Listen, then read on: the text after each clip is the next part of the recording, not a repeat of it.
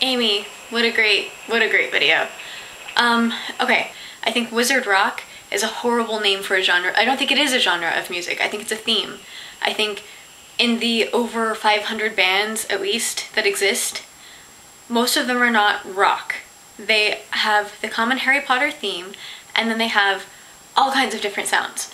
But when we call it wizard rock, then we're generalizing the genre and the sound, and that's really detrimental to bands that don't sound like the most popular bands. You think wizard rock is Harry and the Potters. Wizard rock is the top tier bands. I'm not going to list them, but whatever. And so when you grow accustomed to listening to wizard rock in terms of these bands, then when a band does not sound like those bands and is still wizard rock, then it kind of throws you, because it's like, well, I like that band, but it doesn't fit into my schema of wizard rock, and so maybe it's not exactly what I'm looking for. But if you take wizard rock, which is Voldemort, like death metal, or wizard rock, which is like Snidget, those are two wildly different bands. I think maybe one possibility is kind of what Tina said. Within this fandom, you've got a lot of people who like these few bands, but within that great group of people are a myriad, a cornucopia of musical tastes.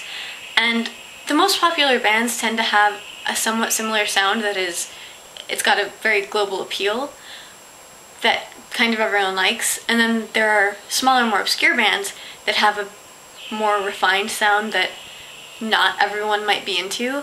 But I think if the bands who have similar tastes and similar influences got together and promoted their music together and through each other, then first of all, the fans of one less prominent band would gain several new bands that are exactly the kind of music they really like, and in turn those bands would gain more fans because maybe the fans of this band don't know that this band exists, or they know of them but they haven't really checked them out. And so if these bands came together and kind of worked together more and promoted their stuff together more, then it would be kind of win-win. The fans would gain more music, the bands would gain more fans and more prominence and more success, and I think that is a reasonable direction to go. That's kind of what I think, and it's basically exactly what Tina said, and I think she's pretty much got a really good idea of things. I would like to say that I think that the top tier bands, I think that it's very easy in a conversation like this to generalize and say that, you know, those bands are not good, they're successful because of these reasons and not because they deserve their popularity or because they worked hard or because they're good bands. And I think that, like, we haven't gone, like, no one's said that, and I'm glad. I just want to just say that I think that the bands who are very, very popular are popular because they really worked hard to get there.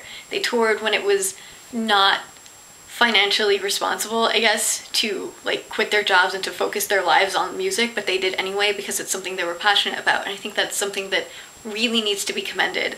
As much as we might hate the tier system and the way things are right now, I think it's really important to point out that the people who have kind of, I guess, sort of founded the genre, or the whatever, this fandom of music, really deserve a lot of credit for what they've done, and I really respect them and admire them for working so hard to do what they've done. I think, okay, Amy, you said that you're annoyed because a lot of the new music all sounds the same. Liz, you said that you're annoyed that, like, bands aren't being DIY and they're not working as hard as they used to, and they're not, like, copying their CDs, like, on their own computer and making it all in their basement or whatever. I agree and disagree with you both. I think that, like, it doesn't bother me when a band has their CD professionally pressed. That doesn't take away from the experience for me at all. What does bother me is when a band might become so accustomed to being popular and having lots of fans and being supported by this fan group that, instead of giving it their all and putting a lot of work into it, they might kind of assume that if they make an album, it's going to be bought because their fans will buy whatever they put out because we have faith in them as very capable and good musicians.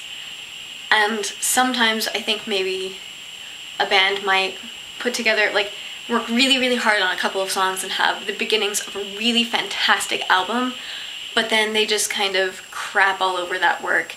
And instead of putting as much effort into making an entire album full of really strong music, they'll do a little bit and then put it on an album with songs that are thrown together kind of at the last minute, and you can tell that there hasn't been as much effort put into it.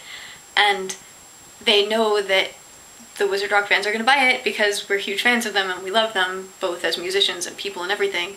And so when you become so comfortable within your status in the genre and within the fandom to where you're not putting as much effort into your work and your music, I feel like that's really disrespectful to fans. YouTube. Okay. I find people to be very generally boring. I didn't vlog I didn't vlog before this project because it just feels self-indulgent and self-aggrandizing and kind of presumptuous to like make a video. Like, I can't think of anything in my life that I think anybody else would really give a crap about enough to the point where they would just like come and watch my channel and watch me talk about pointless crap even though they don't know me. So the reason why I really like this project is because it feels like a conversation between friends rather than just like curbside evangelism about my life that even I sometimes don't care about. So as long as you girls, like as long as each of my videos has 5 views and it's you 5 girls, that's enough. I don't care about the rest. I mean, I care. I'm glad that people watch it, and I think most of the people who actually watch our videos and subscribe are like directly like friends of ours. And I love that our friends and family watch these, but I'm making these for you and for us. And so as long as the 6 of us give a crap about the things that we talk about, then I want to keep doing this. Like, as long as you care about my boring ass life, I'm in. I don't watch other YouTube, like, I don't care about most people's lives. I mean, I care that they have lives, but unless I'm like friends with someone, I'm not interested in watching their YouTube videos. I don't watch the Brothers Green. Like, I like John's books and I like Hank's music and I think they're really interesting guys, but I don't care about their day-to-day lives. And I really don't even like the subculture that they spawned. Like, I think Nerdfighters, I think it's a good concept. And I really love the Project for Awesome thing. I think they do a lot of good things, but hanging out in a group of Nerdfighters feels like standing in the middle of a circle jerk popularity contest. Like, people are so caught up with like who they know and how many people watch them on YouTube that like it doesn't feel like you're around a lot of people who care about like the world and literature. It just feels like being in the middle of like a popularity contest, and it's really, it gets to be too much. I can't stand like the name dropping and the, I don't know, self-importance because of who you talk to on Skype. Like, it's too much. I don't know, it bothers me. And just because somebody has a lot of subscribers on YouTube doesn't mean they're interesting. It means that they're popular. And those two things are not mutually exclusive. And just because someone has a lot of subscribers, like, that doesn't make the mundane ramblings of their everyday life any less mundane. If they were my friends, I would care because I care about my friends. But I don't care about people I don't know on the internet. It doesn't matter to me. The fact that they're making videos about stuff that I don't care about doesn't make me care about that stuff any more than I would if they were ranting about it on LiveJournal or whatever. I don't care. As long as each video has 5 views and those 5 views are from you 5 girls, I will keep making videos. I don't care about being famous on YouTube. I'm glad that people subscribe to us. I think it's nice. I think they're mostly our friends, and so I'm glad that my friends, you know, whatever, but this is about you guys and that's it. So I love you.